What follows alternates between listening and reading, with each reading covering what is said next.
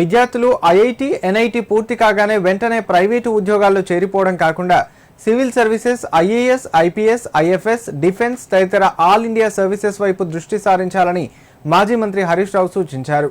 జాతీయ స్థాయిలో మన ప్రాంత అధికారుల ప్రాతినిధ్యం మరింత పెరగాలని, మన బిడ్డలు సివిల్ సర్వెంట్లుగా దేశానికి సేవ చేయాలని ఆకాంక్షించారు. చదువు పూర్తయ్యాక కేవలం ఉద్యోగాలు అడిగేవారుగా కాకుండా తమ నైపుణ్యంతో 10 మందికి ఉద్యోగాలు ఇచ్చేవారిగా కూడా ఎదగాలని విద్యార్థులకు పిలుపునిచ్చారు. కేఆర్ ఉచిత ఇంజనీరింగ్ కెరీర్ గైడెన్స్ ఆధ్వర్యంలో ఐఐటి, ఎన్ఐటి, ఐఐటీలలో సీట్లు సాధించిన విద్యార్థులకు సిద్దిపేట క్యాంపు కార్యాలయంలో సన్మాన కార్యక్రమం నిర్వహించారు. ఈ కార్యక్రమానికి మాజీ మంత్రి ఎమ్మెల్యే హరీష్ రావు ముఖ్య అతిథిగా హాజరై జాతీయ స్థాయి సంస్థల్లో ప్రవేశాలు పొంది ప్రతిభ చాటిన విద్యార్థులను ఘనంగా సత్కరించారు. ఈ సందర్భంగా ఆయన మాట్లాడారు.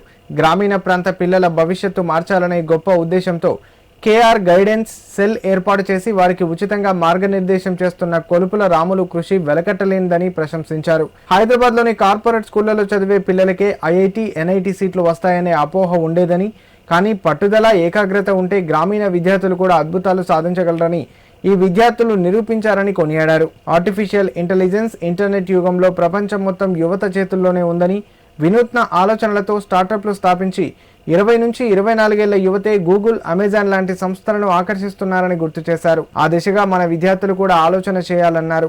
విద్యార్థులు ఎప్పుడు థింక్ బిగ్ అనే సూత్రాన్ని నమ్మాలని, లక్ష్య సాధనలో 1-2 సార్లు విఫలమైన పట్టు విడవకుండా శ్రమించాలని సూచించారు. జనరల్గా ఐఐటి, ఎన్ఐటి అంటే హైదరాబాద్లో చదువుకున్న పిల్లలు, కార్పొరేట్ స్కూళ్ళలో చదువుకున్న పిల్లలు, నారాయణ చైతన్యాలో చదువుకున్న పిల్లలు, వాళ్ళకు మాత్రమే వస్తాయి.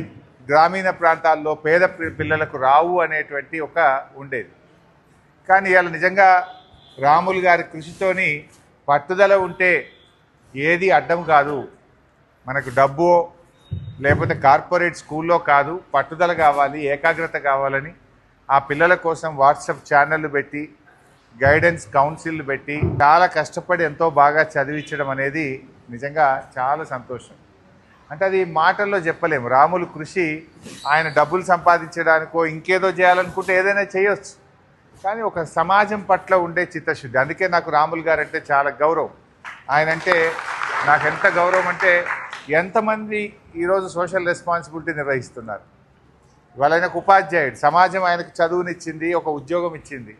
కానీ నేను సమాజానికి ఏం చేయాలి, నా వంతుగా నేను కూడా ఈ సమాజానికి ఏదో చేయాలనేటువంటి ఒక తపనతోని గౌరవనీయులు రాములు గారు అద్భుతమైనటువంటి కృషి చేసి కొన్ని వేల జీవితాల్లో వెలుతురు నింపాడు.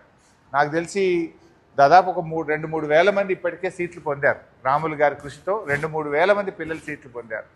నిజంగా ఆ 3,000 పిల్లల జీవితాలు మారిపోతాయి కదా. It's a great change. అలాంటి ఒక మంచి ప్రయత్నాన్ని మిత్రులు రాములు గారు చేశారు. మా పిల్లలు కూడా బాగా కష్టపడి చదివారు.